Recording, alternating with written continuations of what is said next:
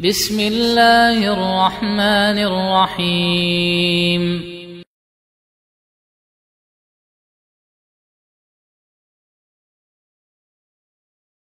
Muncul kesyirikan karena ada orang-orang yang berbicara tanpa ilmu. Dan semua perbuatan bid'ah, perbuatan mengada-ada dalam agama juga disebabkan karena hal tersebut. Di antaranya jemaah sekalian, di bulan Rajab ini ada orang-orang yang menyerukan untuk melakukan puasa khusus.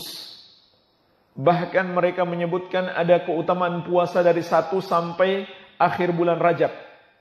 Begitu pula solat khusus yang mereka sebut dengan solat raghaib, yang tidak ada contohnya dari Rasulullah SAW. Padahal beliau telah bersabda, kullu bid'atin dolalah wa kullu dolalatin finnar.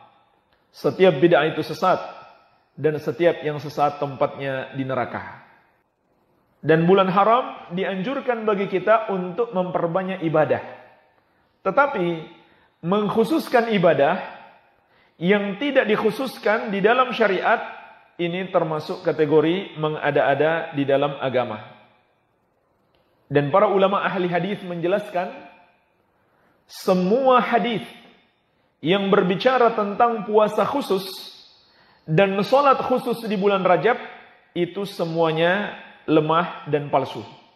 Salah seorang ulama besar ahli hadis dari mazhab Syafi'i, Al-Hafidh Ibnu Hajar Asy-Syafi'i rahimahullah, telah menulis buku khusus yang beliau beri judul Tabyinul Ajab bima warada fi syahri Rajab.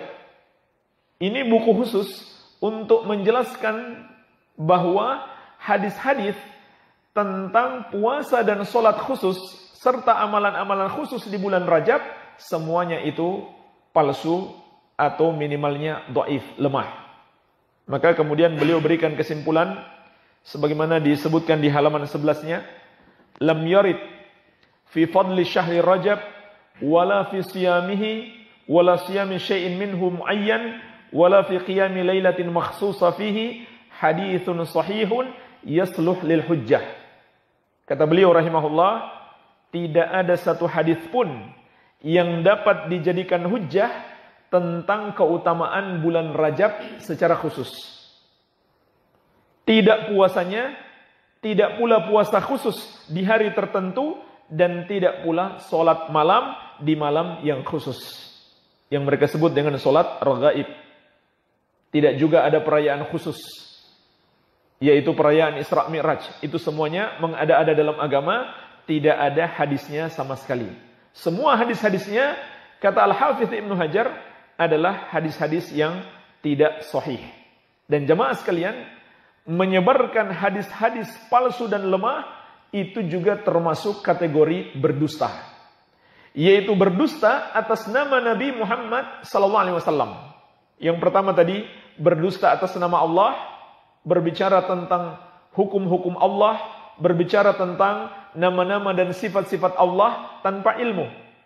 Seperti orang yang mengatakan Allah ada di mana-mana atau Allah tidak di mana-mana. Ini contoh orang yang berbicara tentang sifat Allah tanpa ilmu. Yang kedua, berdusta atas nama Rasulullah SAW, yaitu seorang mengatakan Rasul bersabda atau Rasul melakukan ini dan itu, padahal beliau tidak melakukannya. Ini juga termasuk dusta yang terbesar yang kedua. Setelah berdusta atas nama Allah, berdusta atas nama Rasulullah SAW. Dan ini hukumnya dosa besar, tidak ada pengaruhnya walaupun seseorang itu berniat baik. Dalam hadis riwayat Bukhari dan Muslim dari sahabat yang mulia Abu Hurairah radhiyallahu anhu, Rasulullah SAW telah memberi peringatan keras, "Man kadzaba 'alayya muta'ammidan falyatabawwa maq'adahu minan nar." Barang siapa yang berdusta atas namaku dengan sengaja, maka siapkan tempat duduknya di neraka. Barang siapa yang menyampaikan Nabi bersabda, padahal beliau tidak bersabda demikian, Nabi SAW melakukan ini dan itu, padahal beliau tidak melakukannya, maka siapkan tempat duduknya di neraka. Jadi ini jangan main-main. Jangan asal terima broadcast, langsung kita sebarkan. Dan jangan takut kalau ada ancaman di bawah, kalau tidak menyebarkan kepada 10 orang, nanti hidupmu akan ketimpa sial. Ini juga bahkan syirik. Percaya kepada ancaman seperti itu bahkan termasuk syirik. Karena itu perkara gaib. Apa yang akan terjadi di masa depan itu termasuk perkara gaib. Dan ini bukan hal yang baru. Dulu di zaman belum ada WhatsApp, belum ada medsos, sudah ada selebaran. Katanya dari Syekh Ahmad, penjaga makam Rasulullah SAW. 1 lembar, di bawahnya ada perintah fotokopi sebanyak 20 lembar harus disebarkan kepada 20 orang. Kalau tidak, maka hidupmu akan sengsara. Tapi kalau kamu lakukan, nanti kamu akan bahagia. Ini juga termasuk syirik bahkan. Karena memastikan apa yang akan terjadi di masa depan. Padahal Allah berfirman, "Qul la ya'lamu man fis samawati wal ardil ghaiba illallah." Katakanlah, tidak ada yang mengetahui perkara gaib satupun di langit maupun di bumi kecuali Allah Subhanahu wa taala. Jadi hati-hati dengan broadcast seperti ini. Dan biasanya masuk setiap awal bulan Hijriah. Selalu hadisnya bernada sama. Siapa yang mengabarkan berita gembira masuknya bulan Rajab, maka dia akan mendapatkan pahala ini dan itu. Ini semua hadis-hadis palsu. Maka hati-hatilah. Bahkan orang yang menyampaikan hadis yang dia belum pasti, dia ragu, itu hadis Nabi atau bukan. Tapi dia masih berani mengatakan itu hadis Nabi, dia sudah termasuk berdusta. Sebagaimana dalam riwayat Muslim dari sahabat yang mulia Al-Mughirah bin Syu'bah radhiyallahu anhu. Kata Nabi sallallahu alaihi wasallam, "Man haddatsa anni bihaditsin yura annahu kadzibun fahuwa ahadul kadzibin." Barang siapa menyampaikan dariku satu hadis yang dia mengira itu adalah dusta, jadi belum jelas itu dusta atau hadis Nabi, tapi tetap saja dia sampaikan, maka dia termasuk salah satu dari pendusta.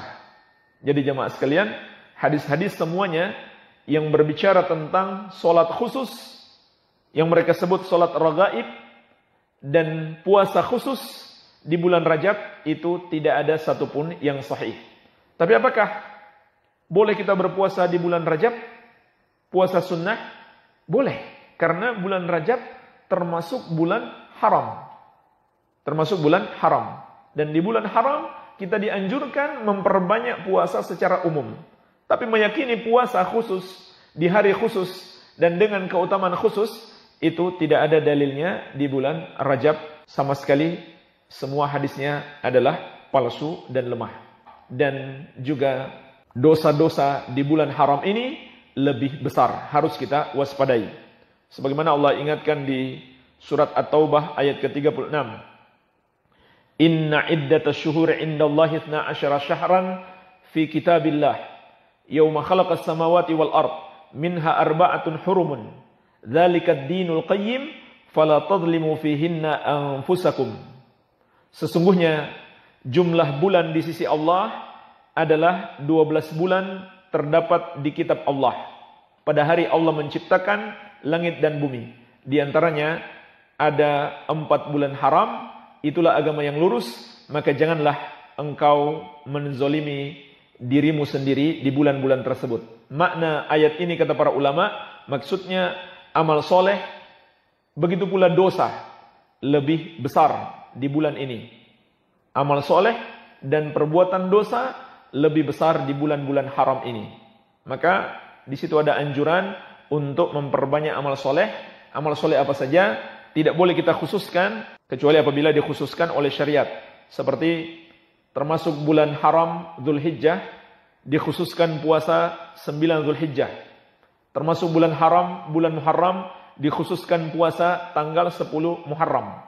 Maka kita tidak boleh mengkhususkan satu hari pun di bulan Rajab karena tidak ada dalil seperti tanggal 9 Dzulhijjah atau tanggal 10 Muharram. Semua hadisnya adalah hadis-hadis palsu dan lemah sebagaimana ditulis dalam buku khusus yang disusun oleh Imam Ibnu Hajar Al-Asqalani Asy-Syafi'i rahimahullahu taala.